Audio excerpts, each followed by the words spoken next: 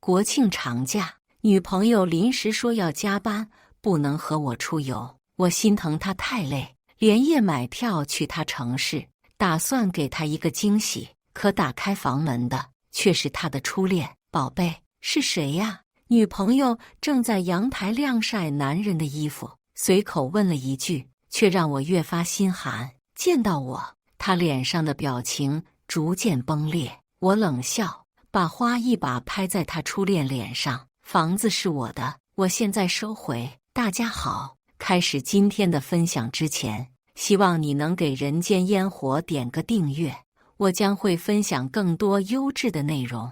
林瑶国庆期间突然需要加班，就连我们1个月前规划好的旅游都只能泡汤。在得知这一消息后，我第一时间订了一张去往他所在城市的高铁。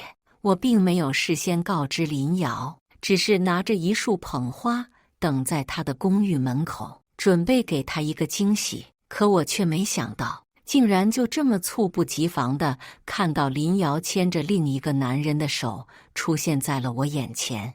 那男人是叶明，林瑶的初恋。林瑶手里提着一兜零食，而叶明手里拿了一筐菜。他们甜蜜依偎着走在一起，俨然一副小夫妻的生活姿态。这时，林瑶终于发现了我的存在，她匆忙松开了和叶明紧握的手，僵硬地走到我面前。陈毅，你来了，怎么也不提前给我发个消息？我压下心头的情绪，淡道，准备给你一个惊喜。可看着如今林瑶这副样子，应该只有惊没有喜吧？果然，林瑶眉头一皱，嘟囔着，这也太突然了。旁边的叶明开口，瑶瑶，周哥不远万里来找你，咱们站在外面聊干嘛？快进屋吧。他从口袋里掏出钥匙，十分自然地开门迎我进去，简直就像是这个家的周晨一人。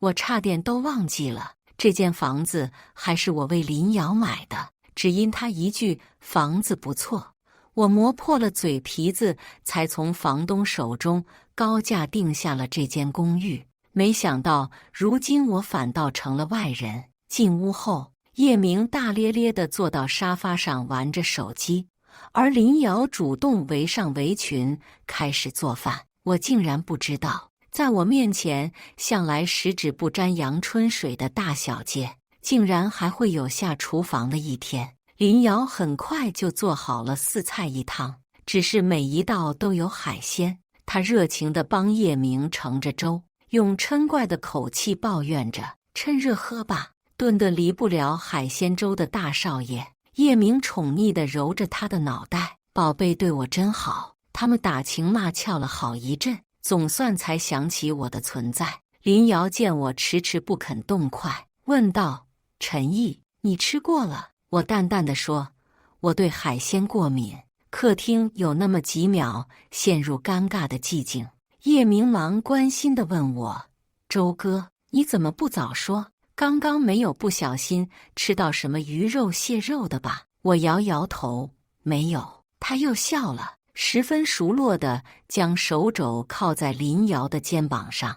你看瑶瑶光顾着我爱吃海鲜了，都忘了做个你能吃的菜。闻言，林瑶也笑了起来，别贫嘴了，知道我照顾你还不赶紧趁热吃？好嘞，遵命。我来这里时，因为计划匆忙没买到机票，连续坐了10几个小时的高铁，但一想到很快就能见到林瑶，我竟不觉得累。可没想到真正见到她后，我却从内心生出一种疲惫。我忍着饥饿，看着林瑶和叶明旁若无人的互相夹菜，耳鬓厮磨着吃完了这顿饭。直到一顿饭过，叶明丝毫没有要离开的意思。我问林瑶，你们住在一起？叶明耸耸肩，理所应当地点了头。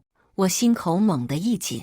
林瑶嘴角带着笑意，温柔地注视着叶明。是啊，阿明他一个人在这里生活，我放心不下。正好他房子到期了，我这里也空着，索性让他搬来了，彼此也好有个照应嘛。叶明感动地捏了下林瑶的脸颊，然后轻声叹着气，说来也惭愧，我都这么大人了，还是离不开瑶瑶的照料。哎，这是温柔乡里待久了，一时无法脱身啊。现在这个社会，像瑶瑶这样什么都不图，还能无私奉献的女孩子可不多了。周哥，你说是吧？我默不作声。林瑶轻笑着推了他一下，就你嘴贫。两人一来二去的打趣完，林瑶抬头看了眼时钟，她有些为难地看着我。陈毅，天色也不早了，我送你回酒店吧。低头看着林瑶递到我面前的我的行李，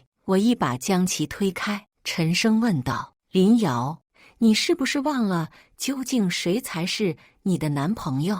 从我来到这个城市，见到林瑶的第一面起，他就在和叶明手牵着手。他清楚地记得叶明的口味喜好，旁若无人地在我面前跟他互相喂饭，甚至在我不知情的情况下和叶明在我为他买的房子里同居。如今还要将我赶走，我感觉风尘仆仆拿着捧花在门外苦等2个小时的自己，此刻简直就像一个笑话。其实一切也算有迹可循。毕业后，林瑶不愿留在本地发展，说什么也要不远万里的来到这座城市。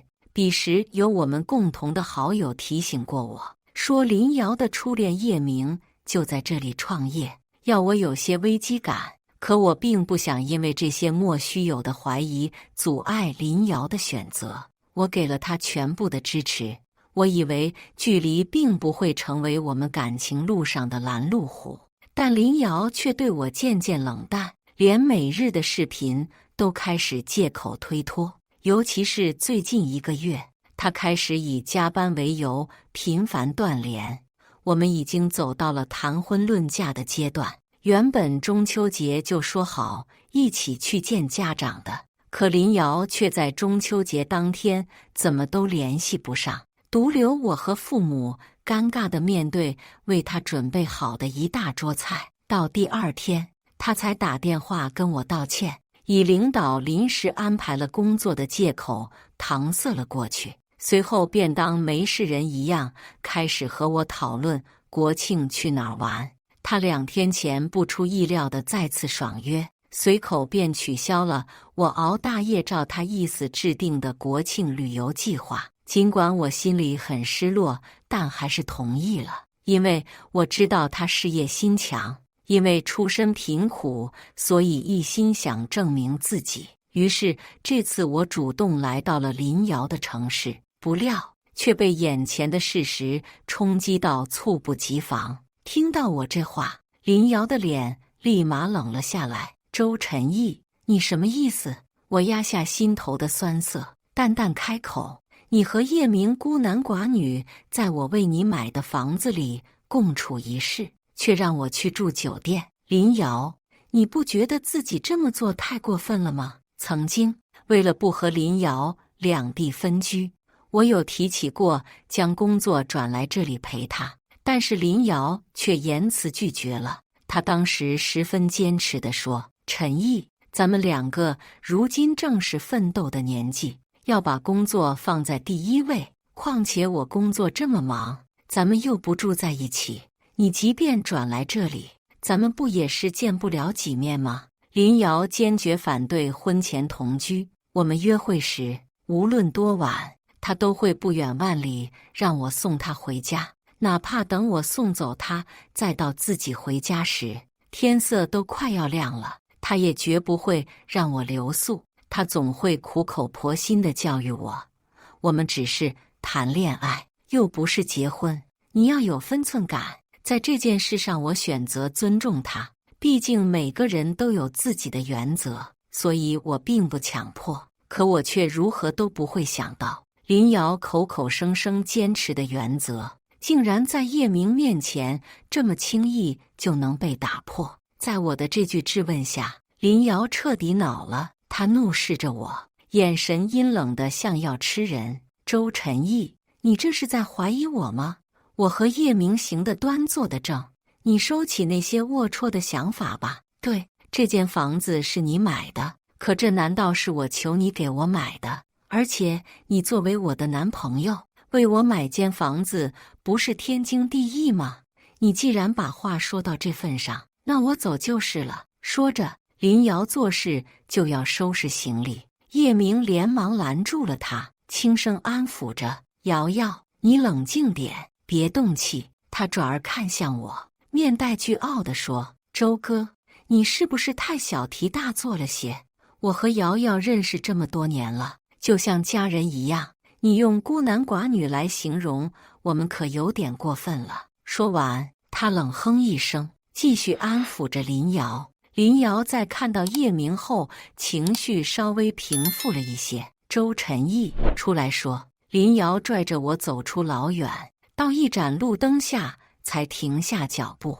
他态度软化了下来，眨巴着眼睛，硬是逼出了几滴眼泪。我竟没想到，短短10几分钟，他的态度竟能转变得这么快。陈毅，你是不是对我有什么误会？可尽管如此，你也不能对我说这么伤人的话呀。我有些诧异，如果说伤人，林瑶，难道不是你的做法更伤人吗？他抽泣着，断断续续地说，我明明什么出格的事都没有做，是你误会了，你根本就不知道，我之所以让叶明住进来，也是有原因的。他前段时间创业失败了，整个人受了很大的打击，他那时精神状态特别差，连房租都交不起了。你也知道，我和叶明从小在一个地方长大，我自小家境就不好，如果不是叶明陪在我身边，一直鼓励我，我根本就活不到现在。所以他遇到了那么大的困难，我不可能袖手旁观，我也是没办法才只会让他借助的。陈毅，你能理解我的对吗？林瑶脸上挂着泪，眼巴巴地望着我，见我始终默不作声，他又举起手发誓道，我知道这件事没提前告知你是我的疏忽，你放心，我今晚就让叶明搬走，我将信将疑。真的？林瑶点头，坚定地说，我保证。可我此刻真的不知道自己究竟还能不能再相信他了。林瑶再次撒着娇，将我推进一家酒店，柔声道，陈毅，你今晚先在这里好好休息一下，明天我带你去吃好吃的。还没等我开口说些什么，他笑着亲了我一下，就立马离开了。当晚我翻来覆去，怎么都睡不着。第二天一早，我再次敲响了那间公寓的门，原本就应该在昨晚搬走的叶明，此刻却只穿一条睡裤，睡眼惺忪地出现在我面前，他的嘴角还欲盖弥彰地贴了一片创可贴。叶明见是我，眉头立即拧了起来，不耐烦道，周哥，你这么一大早就来扰人清梦，不太好吧？说着，他就要把门往回拉，我再也压抑不住心底的愤怒，一把将他推开，踏入房内。卧室的门大敞着，林瑶正匆忙套上一条睡裙。陈毅，你怎么又来了？我不是说过今天我去找你吗？林瑶眼神有些躲闪，手里还在偷偷将什么东西往枕头下塞。我拽住林瑶的胳膊，将她从床上扯了起来，掀开枕头一看，没想到被她藏着的竟然是一条男士睡衣，而卧室的地板上也遍布着叶明的衣服。这张床上的床单到处皱巴巴的，仿佛预示着昨晚在这上面发生的一切。他们不只是同居，还同床共枕。叶明冲过来，一把推开我，他将林瑶护在身后，指着我的鼻子恶狠狠地骂道，周晨毅，我之前是看在林瑶的面子上才忍着你，没想到你竟然变本加厉，在我的眼皮子底下对他生拉硬拽，你还算不算是个男人？他越说越愤怒，你赶紧给我滚出去，不然小心我。该滚出去的人是你吧？我提醒道，你是不是忘了这间房子是我买的？赶紧滚！你！叶明恼羞成怒，直接就想对我动手。在他拳头挥过来的瞬间，我猛地攥住叶明的手腕，随即一拳往他脸上打了过去。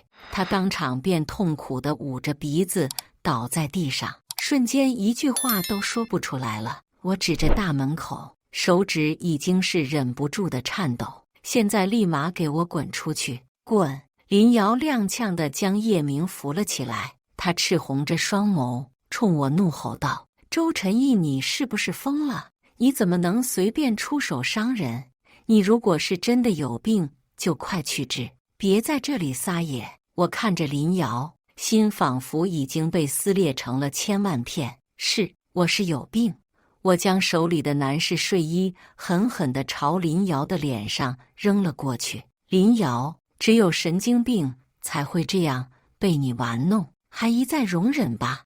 我昨天还真是差点信了你的鬼话，还以为是自己想多了，现在看来竟然是我把你们给想得太简单了。林瑶，你的无耻程度真是让我大开眼界了呀！林瑶从来没有听我对她说过这种重话，如今她无法反驳，只是死死咬住下唇，倔强地盯着我。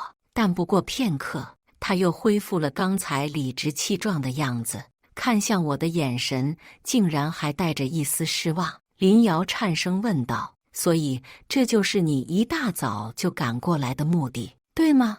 你一直都在怀疑我和叶明、周晨义。既然你早就这么想了，那你为什么不能直说，还非要搞这么一出？你真是虚伪！”我简直不敢相信，事到如今，林瑶在这种情况下竟然还能倒打一耙，反过来说是我不够信任他。我闭了闭眼，冷声问道：“那你觉得我冤枉你了吗？”林瑶，这是问题的重点吗？林瑶反唇相讥：“周晨义，从你抱着怀疑我想法的那一刻起，我们之间的信任就已经结束了。我现在对你很失望，你自己回去好好想想吧。”他打开房间的大门，摆出一副送客的姿态。叶明抹了一把嘴角的血，也站起来帮腔：“周晨义，这次看在林瑶的面子上，我可以放你一马，但是下不为例。你赶紧滚出去！最近不要出现在我们的面前！”我攥起拳头，一步步走到叶明的面前，他的气势立马弱了下来，连连往后退着，结结巴巴地问：“你还想做什么？”我踢了一脚地下属于他的衣服：“我刚才说的话你没听到吗？我让你滚，现在就给我滚出去！”周晨义，林瑶突然过来，将叶明拉至身后，低声威胁道：“叶明不追究你今天的所作所为，已经够给你面子的了，你不要得寸进尺。”我冷笑一声，平静地注视着林瑶，他就这么怒气冲冲地盯着我，眼底尽是嫌恶。这么多年，我用尽全部心意，几乎为他付出了一切，没想到换来的竟是这么个结果。我长叹一口气，紧盯着林瑶，一字一顿道：“我光顾着赶他，倒是忘记赶你了。林瑶，我们分手，你和他一起滚出去吧。”林瑶原本已经掏出了电话，想要报警，但在听到这话后彻底愣住了。他不可置信地抬头看我：“周晨义，你说什么？第一，我们分手；第二，赶紧滚！”我重申道。但林瑶显然以为我在开玩笑，她冷笑了起来：“你这是在用什么激将法吗？”我一句废话都没有多说，直接毫不留情地将林瑶和叶明从房子里赶了出去。这动静一下子就引来了四周很多居民围观。原本还在用各种污言秽语对我破口大骂的叶明，一看到这场面，瞬间变了一种策略。他颤颤巍巍地伸着手指着我，然后痛苦地捂着心脏倒了下去。林瑶尖叫一声，连忙扶着叶明，不停拍着他的脸，紧张地问：“阿明，阿明，你不要晕啊，你到底怎么了？快醒醒！”周围已经有人在窃窃私语了。林瑶冲他们大吼着：“都别看了，你们还不赶紧叫救护车！”随即，林瑶又恶狠狠地瞪着我，冲我歇斯底里道：“周晨毅，你一定要把事情做这么绝吗？现在叶明因为你变成这副样子，如果他出了什么事，我一定跟你没完！”我冷笑一声，上前踢了踢叶明：“别装了，要死也别死我家门口！”晦气！林瑶冷眼看向我，喊声道：“周晨毅，你以为谁都像你一样这么虚伪、爱演戏吗？你知不知道，有些病一旦发作起来，是会严重到死人的？”这时，一个婆婆从人群中挤了出来，她指着林瑶道：“哎，小林，你男朋友这是怎么了？怎么躺地上了？”呵，男朋友。林瑶看到他后，眼睛一亮，就像看到救命稻草，连忙将他拉到了叶明身边。他焦急地催促着：“张奶奶，您快给叶明把把脉，他刚才受了刺激，心脏疼，直接晕倒了。”这位老太太不慌不忙地将手搭在了叶明的手腕上，随即疑惑道：“奇怪了，小叶这脉象摸起来挺足的，也没什么大碍呀。怎么会突然晕倒？”林瑶不满地看向他：“张奶奶，我看您是中医世家，这才让你帮叶明把脉的。你现在说他什么事都没有，这是什么话？没事怎么可能突然晕倒？”老太太听了这话，立马就不乐意了，板起脸来就要和林瑶掰扯。但她还没来得及开口，一辆救护车就鸣着笛开了过来。从车上下来2名医护人员，将叶明给抬上了救护车。林瑶也跟着上了车，但她在离开之前，竟还用鄙夷的语气对我说：“周晨毅，你不要总以为自己有2个臭钱就了不起。我们这些底层人的命是不值钱，但也并不是能够让你拿来随便践踏的。”看着林瑶坐上救护车绝尘而去的背影，我释然过后，心底只剩一片凄凉。原来林瑶一直以来都是这么看我的呀！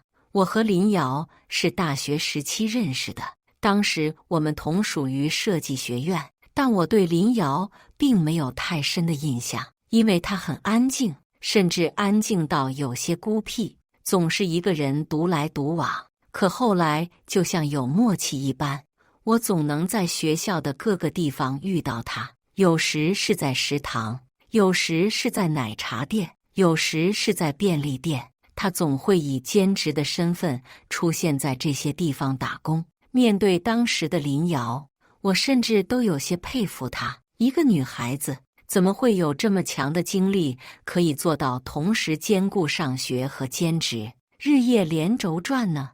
但那段时间对于林瑶，我也仅仅止步于好奇。直到那个午后，当时我正在学校的湖边练习写生，却听到大树后面有小声抽泣的声音。其实我那时的第一想法是离开，不想下一秒却听到了林瑶打电话的声音，她正在和电话那边剧烈争论着什么。原来林瑶的爸妈都不是本地人，也没有太多见识，他们觉得林瑶在这里上学只是浪费钱，并一再催促林瑶回家结婚，否则就停掉她的所有经济来源。而林瑶则十分强硬的不愿退学。她挂断电话后，一个人蹲在树下哭了好久好久。我那时总算明白，为什么林瑶要混迹在学校各类兼职的地方。他拼了命的工作，只是为了给自己博一个好前程。我惊叹于林瑶身上那股卓越的生命力，并为之感动。当天晚上，我去找了导员，我决定以匿名资助人的身份帮助林瑶，资助她顺利度过大学时期。但这种资助进行了几个月后，有一天，林瑶竟然主动邀请我吃饭。其实在吃这顿饭之前，我就猜想到林瑶大概是知道了什么。果然，我们坐定后，林瑶便将一张借条递到我面前。他脸色通红，支支吾吾地说：“周同学，关于资助的事情我都知道了，谢谢你一直在背后帮我。这借条你先收着，我以后一定会好好报答你的。”我被他这副拘谨的样子给逗笑了，忙把借条推了回去，并解释道：“你不要有太大的心理压力，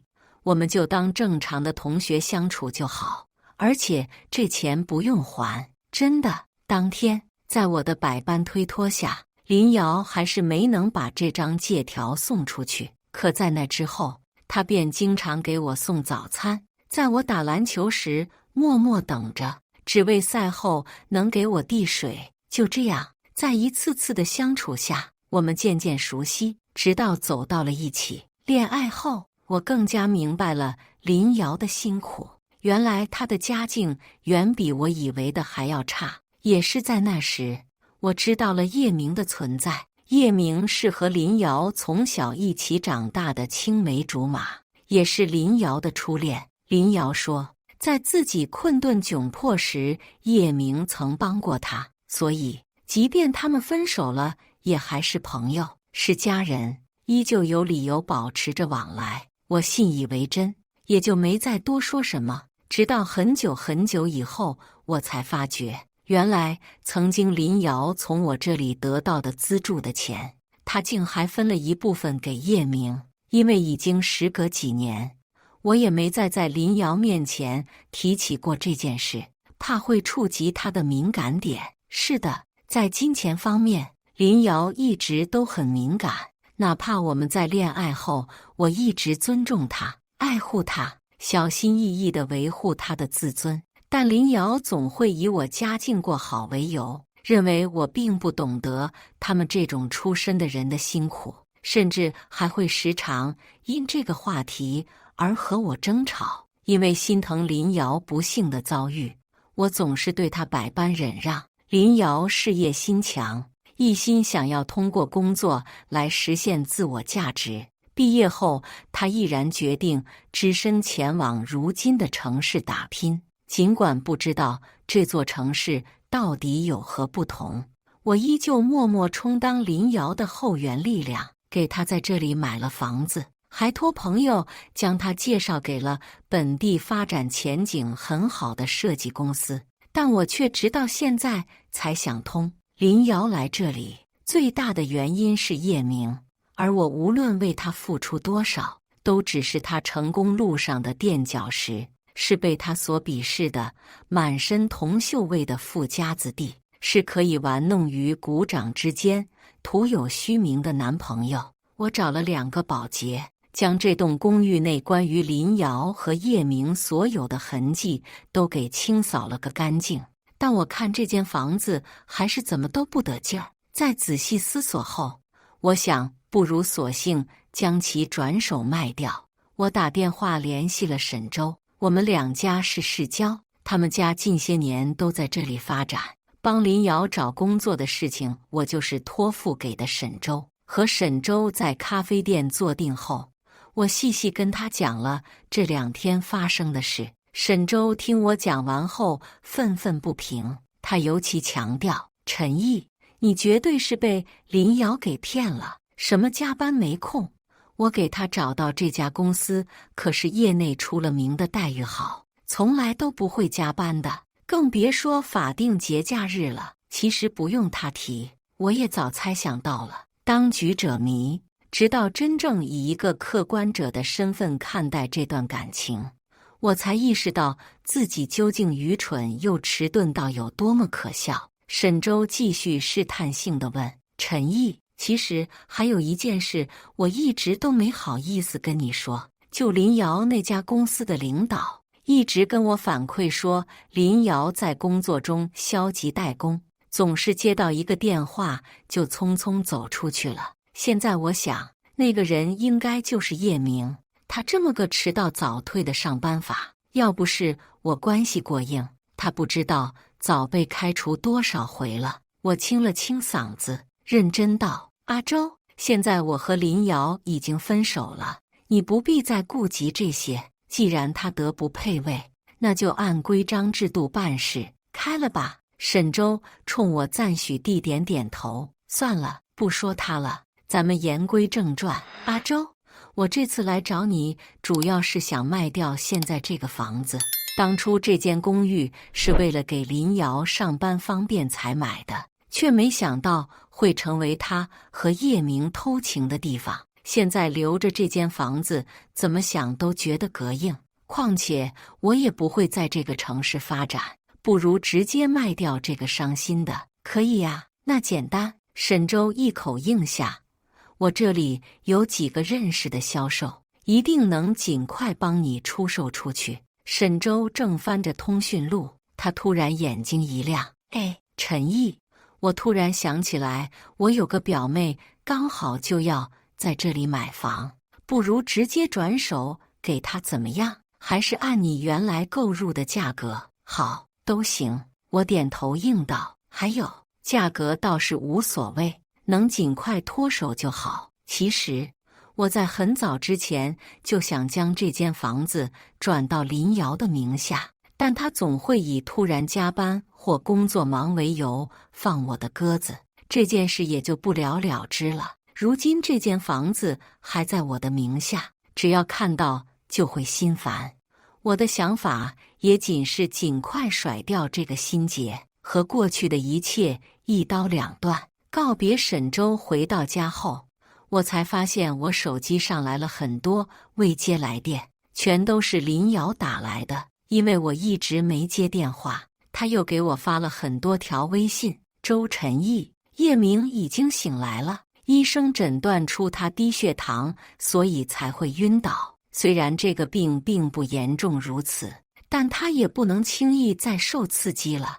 我回去以后也仔细想了想，你今天的冲动或许是太在乎我了，才会犯下错误，在一定限度内是情有可原的，只是你不能太过了，你知道吗？就比如你竟然动手打了叶明，这件事就太过分了。当然，我也在叶明面前替你说了几句好话。这样吧，你现在就过来跟叶明低头道歉，再给他买点补品。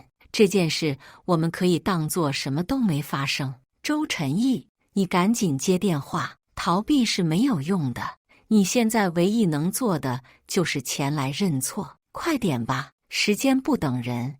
我正翻看着这些可笑的消息，紧接着林瑶的电话打了过来，我下意识按了接通键。下一秒，林瑶急切的指责便劈头盖脸传了过来。周晨毅，我给你打了这么多电话，你为什么一个都不接？这样搞失踪，让人担心，很有意思吗？他也会担心我吗？真是可笑。我平静地开口。林瑶，你有什么话不妨直说。这次林瑶并没有在意我的态度问题，因为她有更着急的事情。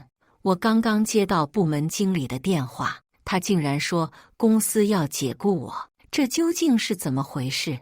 你快去问问沈周，这工作可是他当初介绍给我的，我现在莫名其妙被解雇了，他可脱不了干系。林瑶正愤怒地交代着，突然想到什么，他口风一变，算了，这破公司不去也罢，你再去联系你的朋友，多给我找几家公司，我得好好选择一下。但是现在这家公司我得让他负责到底，你去给我找2个律师，我要申请劳动仲裁，不赔我一大笔钱，我是不会轻易离职的。周晨毅，你说话呀，哑巴了。这件事你要尽快去办，知道吗？我可不能轻易咽下这口气。我挑了挑眉。哦，但你不是还逼着我要立马去给叶明道歉吗？林瑶顿了顿，说：你先去打电话给我联系律师，打完电话立刻来医院。我真的没想到，原来林瑶交代起我来竟能如此顺手。也是，这么多年，这怕是我留在他身边唯一的价值了吧？我不去，我一口拒绝，并提醒道：林瑶，我们已经分手了，律师你要请自己请，不过提醒一句，你自己消极怠工造成的被辞退，即便请到律师也是白请。说完，我不顾林瑶在电话那头气得跳脚，直接挂断了电话。或许正是因为对林瑶早已心如死灰，所以我如今才能如此果断，准备离开吧。我刚拉黑掉林瑶的联系方式，微信就收到了一条好友申请，是沈周今天给我说的表妹白冉。其实我在白冉很小的时候曾见过她，再加上我们都是老乡，如今都在这座城市里，倒也算有缘。我当晚和白冉聊了很久，第二天她约我就房子的事情详细面谈。我带白冉来这间公寓里参观了一下，她对这间公寓的整体布局和采光都很满意。白冉好奇地问我：“周哥，这房子真挺不错的，你为什么要急着卖掉？”我没有隐瞒，把情况如实告知了他。白冉皱了皱鼻子，略带嫌弃地说：“那确实有点膈应，没事，等我接手这间房子后，我可得大整修一遍，再找人清洁个3天3夜才能入住。”我被他这话给逗笑了。我们说说笑笑走出房子，打算找个地方一起吃午饭，却不料开门后竟然见到了怒气冲冲的林瑶。他指着我大骂道：“周晨毅，怪不得你非要和我分手，原来是已经找好下家了，你脚踏两只船，恶不恶心啊？”我厉声道：“林瑶，这是我朋友，你给我放尊重些。”林瑶不屑地呸了一声：“呵，还朋友？我看就是一个不要脸的小三，你这个人怎么回事？会不会说话？”白冉站了出来，面对林瑶的故意挑衅，他并不打算忍气吞声。但就在我们每个人都没反应过来的时候，林瑶竟然一手抓住了白冉的头发，紧接着狠狠一巴掌往他脸上扇了过去。白冉痛苦地尖叫一声，但林瑶仍死死抓住他的头发，还没有要停手的意思。“林瑶，你是不是疯了？”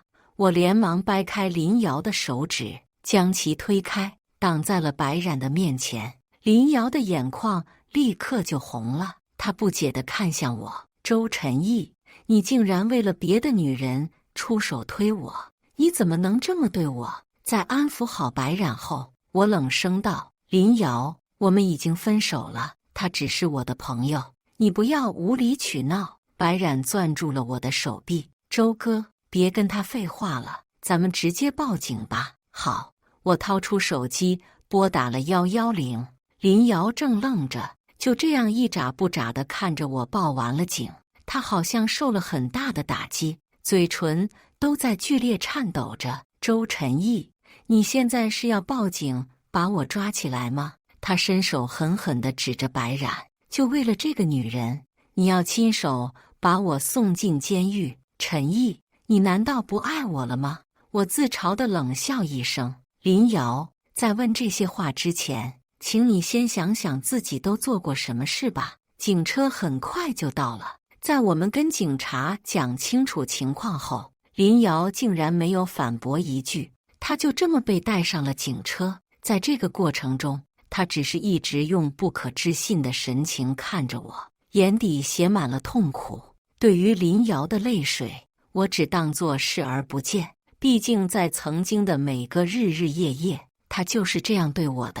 买房的中途出了这么大的一个插曲，让白冉对这座城市都有些恐惧了。白冉叹了一口气，开口说：“周哥，我发现在一个陌生的城市里，未知的奇葩真是太多了，还是回家比较好。”最终，在我们两人的共同商议下，决定还是把房子挂到卖房软件上，等待一个有缘人吧。简单处理完这里的事后，我和白冉坐了同一班飞机回了海城。为表歉意，回去后我特地邀请白冉一起吃顿饭歇息。由于沈周的原因，我父母和白冉也认识，所以干脆把她邀请进了家里。在饭桌上，我发现白冉表现得很是乖巧懂事，正是家长喜欢的那一款女生。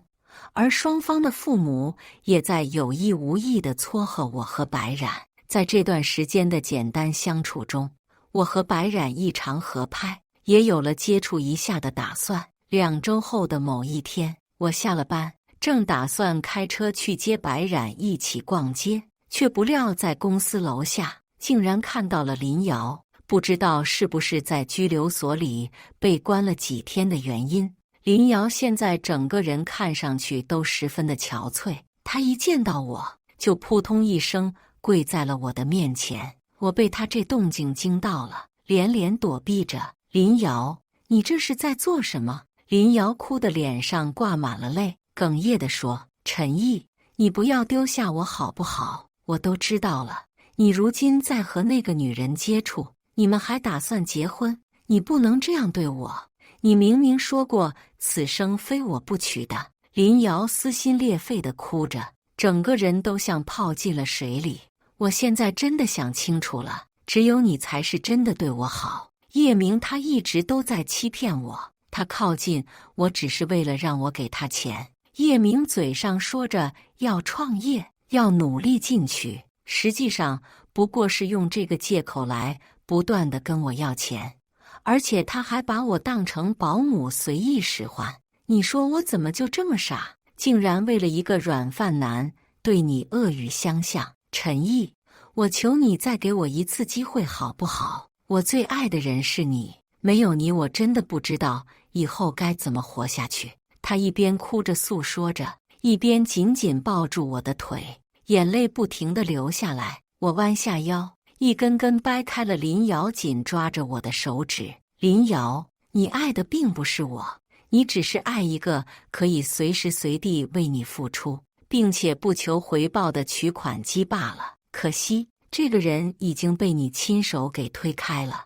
我现在已经有自己的生活了，你走吧，以后别再来找我了。你不能这么做！林瑶痛苦地大喊着。周晨毅，你是不是还在介意那天早上发生的事情？但是我和叶明真的没有发生什么，我们没有做到最后一步，你相信我好吗？说着，林瑶脱下外套，露出了胸脯上被搓得通红的皮肤。我已经洗干净了，我把那些印记都清除了，我求你再给我一次机会，好不好？他的眼睛一眨不眨地盯着我，企图能从我脸上看到任何心疼的表情，可惜并没有。我轻叹一口气，冷漠地说：“这些对我来说都无所谓了。林瑶，你好自为之吧。”林瑶扑通一声瘫倒在地上，毫不顾及形象地捂着脸嚎啕大哭了起来，而我一步都没有为她回头，径直走上车，拐到大道上。不远处还有白冉在等着我，我已经放下了过去对我造成的所有伤痛，做好了所有的准备，迎接新的人，新的人生。以上就是今天分享的故事。大家有什么想说的、想吐槽的，欢迎在下方评论交流。也更希望能给人间烟火点个订阅，我将会分享更多优质的故事内容。